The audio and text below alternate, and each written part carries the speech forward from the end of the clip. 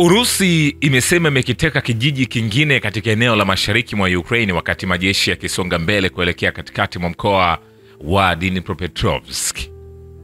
Wizara ya Ulinzi ya Urusi imesema katika mkutano na waandishi wa habari kuwa kijiji kilichokamatwa ni cha Konstantinopil kilicho kilomita 50 magharibi mwa mji wa Donetsk wa Ukraine unaodhibitiwa pia na Urusi.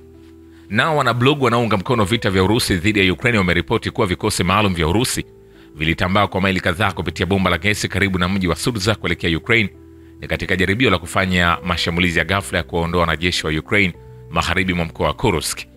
Kauli kutoka upande wa Ukraine imethibitisha kutokea kwa jaribio hilo na imesema kuwa Kyiv ilifanikiwa kulitambua na kulizima jaribio hilo. Wakati huo huo, rais wa Ukraine Volodymyr Zelensky amesema Urusi imefanya mashambulizi 2100 ya anga dhidi ya Ukraine ndani ya wiki moja. Zelensky ameongeza kuwa silaha nyingi zilizotumiwa na Urusi zinategemea vipuli vilivyotengenezwa katika mataifa ya kigeni, huku akiwataka washirika wake kuanza kutekeleza vikwazo vya kibiashara. Vilevile mamia watu wamekusanyika Jumapili kwenye lango mashuhuri mjini Berlin la Brandenburg kuonyesha mshikamano na Ukraine. Polisi wamesema mamia ya watu walihudhuria, lakini waandaaji walikadiria kulikuwa na maelfu ya wahudhuriaji. Waandamanaji walikusanyika hatua chache kutoka kwa ubalozi wa Marekani na wa Urusi ambao pia upo karibu na eneo hilo. Maandamano hayo yaliandaliwa na muungano unaohusisha shirika la kampeni la Compact na chama cha mshikamano cha Ukraine na kuhudhuriwa pia na baadhi ya wanasiasa. Vile vikosi vya ulinzi wa anga vimedungua ndege 9 zisizo na rubani za Ukraine katika maeneo ya Urusi usiku kucha, wizara ya ulinzi ya Urusi imesema. Kulingana na gavana mkoa wa Samara Vyacheslav Ferodyshev, droni 3 zilizolenga maeneo ya viwandani huko Novokuibishevski zilipunguzwa. Vile katika wiki iliyopita wanajeshi wa Urusi wameondoa karibu wanajeshi 4800 wa Kiukraine na mamluki wa kigeni kwenye uwanja wa vita katika Jamhuri ya Watu wa Lugansk. Mtaalamu wa kijeshi Andrei Marochko anasema katika wiki ya Februari 22 Kyiv ilipoteza askari na mamluki 4510. Marochko alisema uchambuzi wa mwendo wa operation maalum ya kijeshi kwenye uwanja wa vita katika eneo la Lugansk People's Republic katika wiki iliyopita unaonyesha kuwa vikosi vya jeshi la Ukraine vilidumisha zaidi ya majeruhi 4780 ikiwa ni pamoja na askari wa Ukraine na mamluki ya kigeni kutokana na vitendo vya vikundi vya vita vya Urusi kaskazini, kusini na magharibi. Ongezeko la 270 kutoka kwenye data za wizara ya ulinzi ilisema wiki iliyopita. Vile vikosi vya ulinzi wa anga vimezuia zaidi ya mashambulizi 220 ya anga ya jeshi la Ukraine katika wiki iliyopita juu ya Donetsk na Makeyevka katika Jamhuri ya Watu Donetsk, kulingana na makao makuu ya ulinzi ya kanda.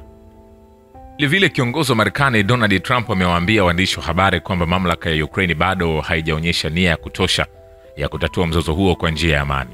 Akiwa ndani ya ndege ya rais akirejea Washington kutoka Florida, aliulizwa kama Marekani ingerejesha msaada kwa Ukraine ikiwa Kyiv itatia saini makubaliano na Washington kuhusu rasilimali za Ukraine. Akasema, sawa, nadhani wangetia saini mkataba wa madini, lakini nataka watake amani. Mwandishi aliuliza rais jinsi Kyiv inaweza kuonyesha nia hii. Akasema, sawa, hivi sasa hawajaonyesha kwa kiwango ambacho wanapaswa. Nadhani sasa hivi hawajaonyesha, lakini nadhani watafanya hivyo na nadhani itakuwa dhahiri kwa siku 2 hadi 3 zijazo, rais alisisitiza. Vilevile wanajeshi wa Urusi wamekomboa makazi 32 kwenye mkoa wa Kursk tangu Agosti 6 mwaka jana, kulingana na makadirio ya vyombo vya habari.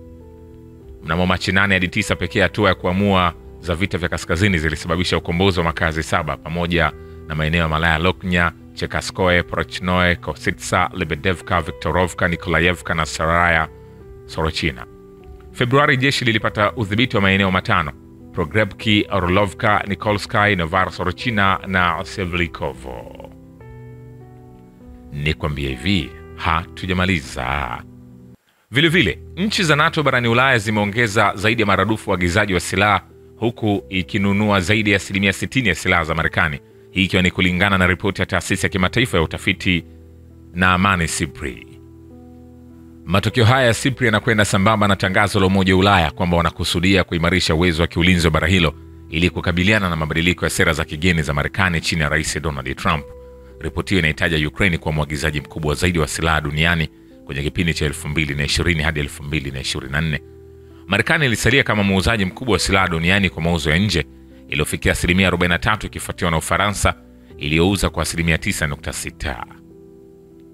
Kwenye kipindi hicho manunuzi ya silaha yaliyofanywa na nchi wanachama wa NATO barani Ulaya iliongezeka kwa asilimia 105 ikilinganishwa na miaka mitano iliyopita, na kulingana na mkuu wa programu ya mauzo ya silaha kwenye taasisi hiyo Matthew George, hii inaashiria maandalizi ya mataifa hayo katika kukabiliana na kitisho cha Urusi, lakini pia kutokuwa na uhakika juu ya mwelekeo wa baadaye wa sera ya kigeni ya Marekani. Kulingana na ripoti hiyo, nchi 35 zilipeleka silaha nchini Ukraine kwenye kipindi cha kati ya 2020 hadi 2024, huku Marekani ikipeleka asilimia 45 ya silaha, ikifuatiwa na Ujerumani kwa asilimia 12, Poland asilimia 11.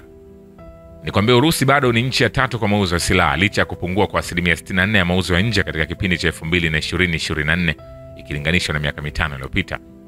Uwiano huu mara nyingine unaonyesha wazi changamoto itakayojitokeza ikiwa Rais Donald Trump ataondoa kabisa msaada wa kijeshi kwa Ukraine. Ongezeko hili la uagizaji wa silaha kutoka nje limeifanya Ulaya kuwa soko kubwa zaidi la silaha za Marekani kwa mara ya kwanza kwenye kipindi cha miaka 20. Shukrani kwa Babu Kivita na Historia ya Dunia. Mimi ni Richard Shio, The Rich Voice. Ni follow Instagram na TikTok kama Rich Voice Official. Asante.